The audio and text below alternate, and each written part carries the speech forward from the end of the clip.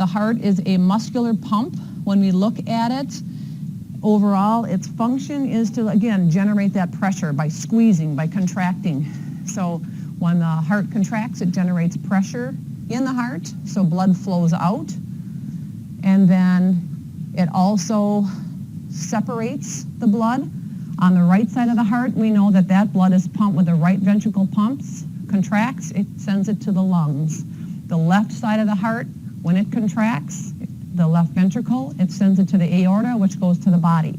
So we say the right side of the heart is the pulmonary circuit, and the left side of the heart is the systemic circuit.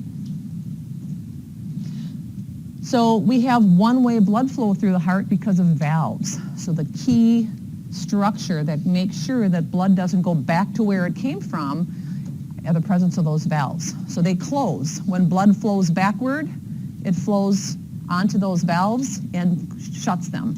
And that's what we hear when you hear the lubbed up of your heartbeat. That's the closing of the valves as blood flows backwards when the heart relaxes, or when the ventricles are beginning to contract. We'll look at this in an animation. Those valves are forced shut. So that is what makes sure that blood doesn't go backwards. So if you have a leaky valve, that can be dangerous because blood is going back to where it came from, and that's not ideal for good oxygenation.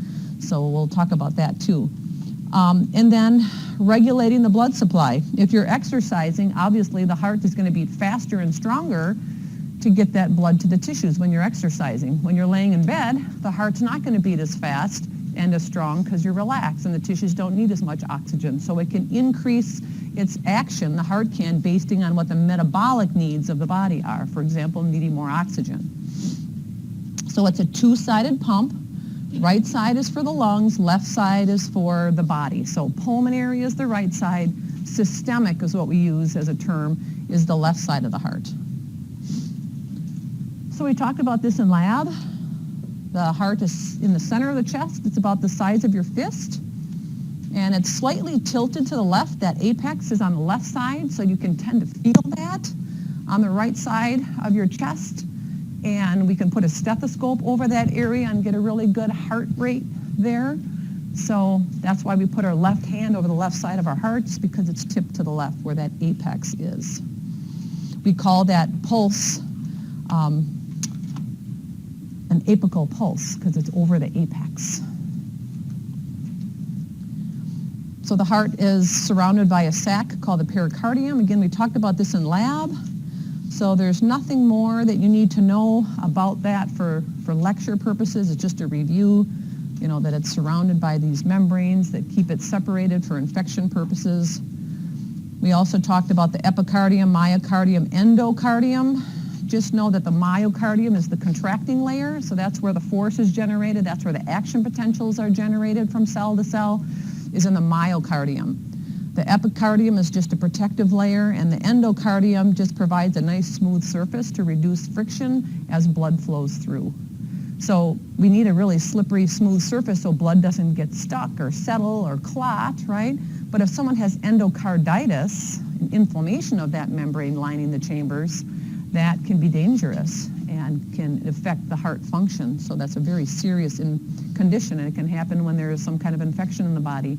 And I think I already talked about in lab, intravenous drug users are at risk for endocarditis because the particles in those IV drugs can cause infection and inflammation in the heart. We talked about the chambers. The atria are the receiving chambers. Blood comes into the atria. Veins, major veins supplying the heart are on the right side, the superior and inferior vena cava serving the right atrium. And then the pulmonary veins serve the left atrium, so that's oxygenated blood coming into the heart. But just remember, the atria are the receiving chambers. So if they're receiving chambers, that means they have to always have veins leading to them because veins carry blood back to the heart. And what are they carrying it to? They're carrying it to the atria. So the superior inferior vena cava are both veins leading to the right atrium, carrying deoxygenated blood, right? And then the pulmonary veins, there's 4 of them, they lead to the left atrium and they carry oxygenated blood coming back from the lungs. So the atria are the receiving chambers of the heart, and they have veins leading to them because veins carry blood to the heart. And then the ventricles carry blood away from the heart, so when they contract, blood is carried away from the heart via arteries, right? So the major arteries leaving the ventricles, in the right ventricle, it's the pulmonary artery. Left ventricle, it's the aorta, the left ventricle. So let's look at the coronary circulation. When we talk about coronary circulation, we're talking about the vessels that lead to and from the heart muscle. Because in order for the heart to do this awesome job of contracting, 80 times a minute for your entire life, if that's your average heart rate, it needs a good blood supply to do that. So the coronary arteries are what supply the heart muscle. So that's what's shown in red here in the top of your slide, those coronary arteries. And where do they come from? You can see they come from the base of the aorta. They're kind of shaded out because they go behind the pulmonary artery. But they come from the base of the aorta. So we know that the left ventricle has this freshly oxygenated blood. It contracts, sends it through the big ascending aorta and aortic arch and all the branches. But right at the base of the aorta are these left and right coronary arteries that right away go to serve that heart muscle itself. So if we get a clot in those coronary arteries, the heart can't do its job, right? If it doesn't have oxygen, like any tissue, if it doesn't have an oxygen supply, it can't contract. So you have 4 to 5 minutes, you'll have some hemoglobin unloading of the blood that is present on the other side of the clot, but once that clot is stuck there, there's no more oxygen delivery, and that heart is going to stop its function, and that's what happens to people that have heart attacks. So the left coronary artery supplies most of the left ventricle, the left side of the heart, which is, again, the important part that feeds to the tissues, right? It needs to generate a lot of force. So if a person has a clot in the LCA, that's called the widowmaker. People don't survive those clots because most of the heart is shut down. Some of the other vessels, when they get clotted, there's still some blood supply to the heart, so they're going to feel chest pain, they're going to feel pressure, they're going to be short of breath, they're going to have all the symptoms of a heart attack, nausea, sweating, left arm pain, left jaw pain sometimes. So they're going to go in and be seen, and sometimes we can get in there and fix that before they actually die from their clot. But if it's right at the base of that aorta, coming off of the aorta, clots right away, that's a bad clot. And that's what happened to a neighbor of ours. He was found in the front yard with a massive heart attack to the clot in the left coronary artery while he was mowing his lawn. So the cardiac veins all drain used blood from the heart muscle tissue, and it drains to the coronary sinus. So that's kind of like the collecting pool of used blood from the heart muscle. And the coronary sinus leads to the right atrium, because that's where blood returns to the heart to be oxygenated again. So what I'm going to ask you to know are the major, points of entry for these vessels. So for the coronary arteries, where does that blood come from? The aorta. And the cardiac veins drain first to the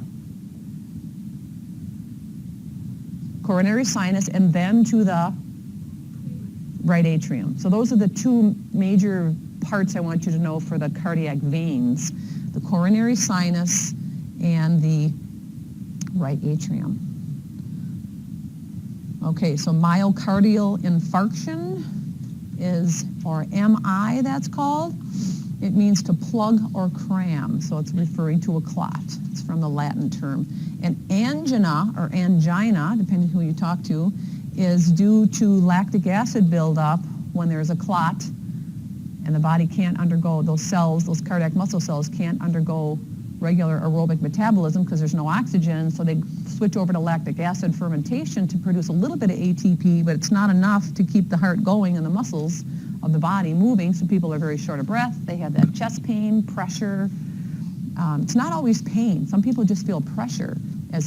So we have these valves that separate the chambers and also separate the major arteries from the chambers that blood comes from. So the AV valves are the left and right AV valves. Those are very large. They're between the atria and the ventricles. So when the atria contract, they finish filling the blood, the ventricles with blood, and then the ventricles start to contract, and that's what pushes those valves shut, and that's the first heart sound, the lub, when the ventricles just start to contract.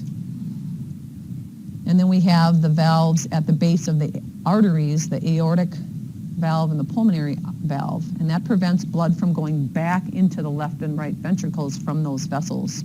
So when you think of how the heart contracts, the atria both contract together to fill the ventricles, and then the ventricles both contract together to send some of that blood to the lungs and the already oxygenated blood to the body. So it's a two-sided pump that is pumping at the same time. So it's not like right atrium, right ventricle, left atrium, left ventricle. That's not how it works. That's how blood flows. One blood cell, if we followed it through, would go in that direction.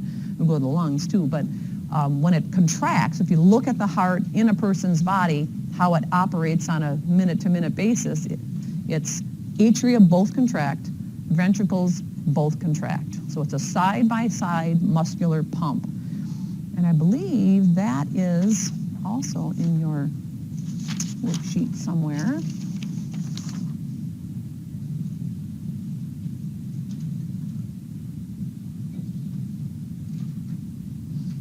If it isn't, just make sure you know that concept.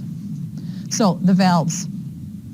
When the AV valves close, that's the lub. So the lubbed up, lubbed up, lubbed up. AV valves are closing, gives you the lub. It's called the first heart sound. We call it S1. And then the DUP are those smaller valves in the pulmonary and aortic, in the pulmonary artery and aorta. When those valves close, that's when the heart is beginning to relax. When the ventricles relax, the blood flows backwards a little bit toward the ventricles in those vessels, and it closes them. And that's the DUP. So if you think about lub, has kind of more vibration to it. It's larger valves that are closing. That's the first heart sound, the big AV valves. And then the DUP are the little valves of the pulmonary artery and aorta. And there's a third heart sound that can sometimes happen when there's an extra turbulence in the ventricles, but that's not something that's typical. So you're going to just listen for the lubbed up, the S1 and S2 heart sounds.